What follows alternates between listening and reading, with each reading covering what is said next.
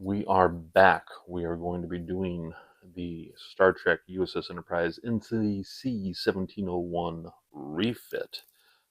This is by Polar Lights. It's the 1000, and it comes with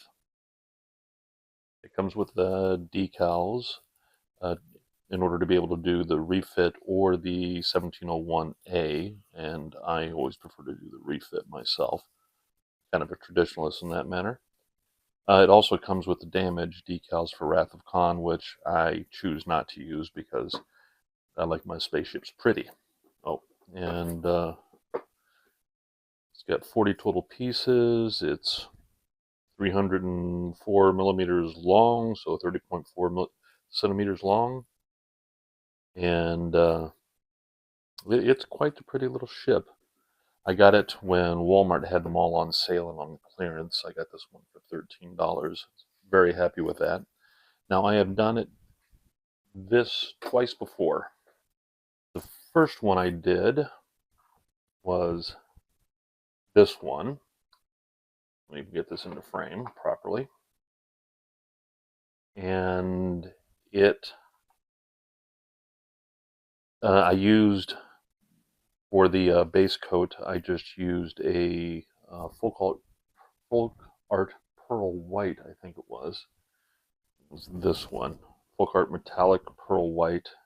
I used that on the base coat. And other than that, I just went straight with the decals, and that was it. And so that was that one. And the second one I did was this one right here. This one, I used the coloring that I like to use, the light gray. And I used the Polar Lights Aztek decals on this one, which are all gray. I'm not a big fan of those. And I lit this one. As a matter of fact, let me see if I can find some lighting for it. It lit up okay. I didn't like the hot spots here and the lighting on the inside. I used some SMD LEDs, and it lit it up decently bright, but I'm planning on going with something even brighter this time.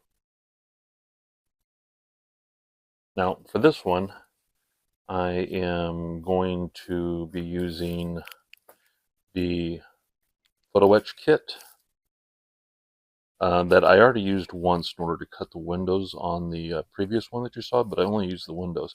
Now I'm going to go whole hog on it, do the shuttle bay, do the arboretum, and we'll see how that goes.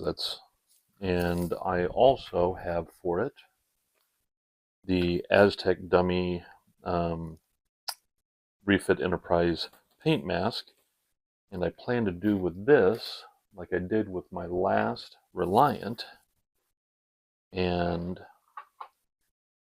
do it so it has the iridescent paint masking on it to give it all that wonderful color. It's a bit tedious, but I like it, and I think it shows up really good. So let's go ahead and open this bad boy up and see what we're working with.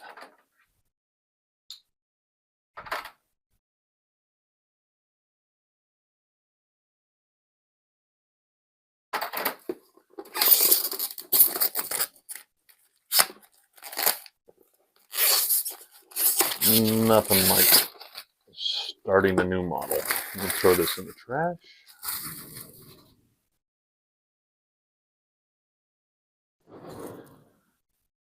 And back I am. All right. Now, those of you who have not put together one of these kits may not realize that on the inside of the bottom, you will have all of your guide for where all of your decals go, all numbered. top, left, right, bottom, front, and rear. And they'll also have the paint. And I've got the light ghost gray. I know how to make that. I've got flat black.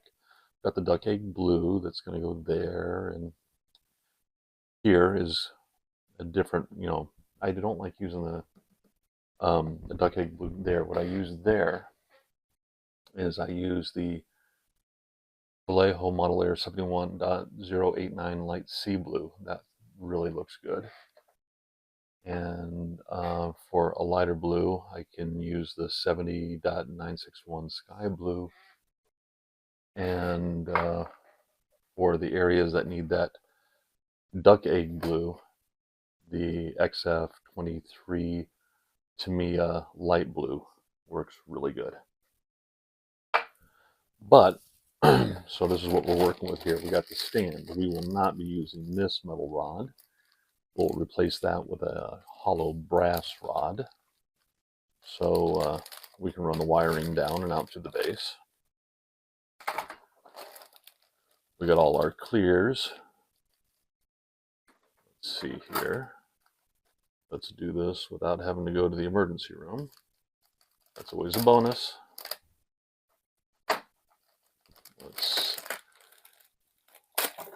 As the prostitute said to the sailor, let's see what we're working with. All right. Here we have the chola grills. What I like doing with these is I will do on the inside, I will airbrush a clear blue, and on the outside, I'll airbrush gunmetal gray, and really thinned out, and that'll give it some good color there. And of course, the top, what is that? Impulse crystal, that'll be blue. We're probably going to switch this out. This would be where the officer's lounge is. Probably going to switch that out. These are the arboretum windows. Those are probably going to be removed. And we're going to put in the photo etch instead. This is the photon. This is the impulse engines. These were red. This is the a lot of people call it the deflector dish. From what I understand, it's not a deflector dish. This is actually the sensor dish. The deflectors are okay. Weird Canon crap. This is going to be blue with a little white in the middle, and we'll work on that. So that's a clear boy. Now let's get to the prettiest stuff here.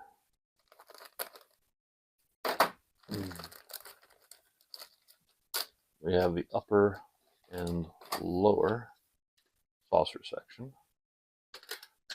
You see these little divots here. I'll be drilling those out, and I'll use the photo etch in order to drill out the windows that go along here. That'll all be put together.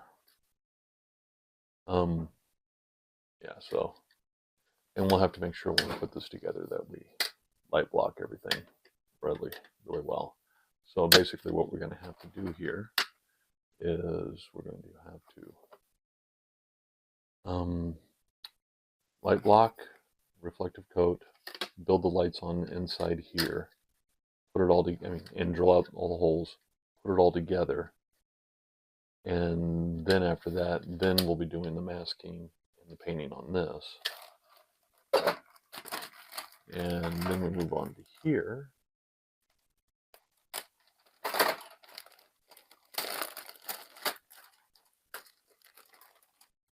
Let's see. Here we have the neck. We'll drill out all those holes for the windows. And we really need to figure out how to do it with the least amount of light leakage. That's always going to be a bugbear. We have the front sensor, and what I need to do with all these is I need to take them into the kitchen and wash them, and after I scrape them, after I sand them all down with some superfine steel wool. I think this is like 40 steel wool. I think that's how they rate it. We get all that, and here is the main body where we're going to be putting the shuttle bay, as well as, well, does the shuttle bay go that way? Does it go that way? There's a shuttle bay in here somewhere. We'll put the shuttle bay, and then the arboretum is going to go in here. It's going to be a really tight packed little model, but we can do it.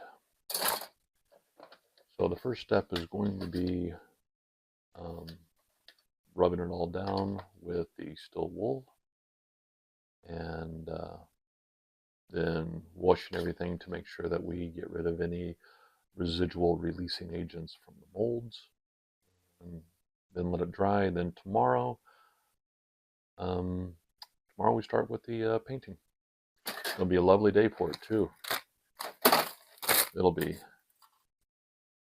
slightly rainy and snowy, and the temperature is going to be at the high at about 40 degrees Fahrenheit, so lovely. All good though. I'll be back after the light blocking, I guess.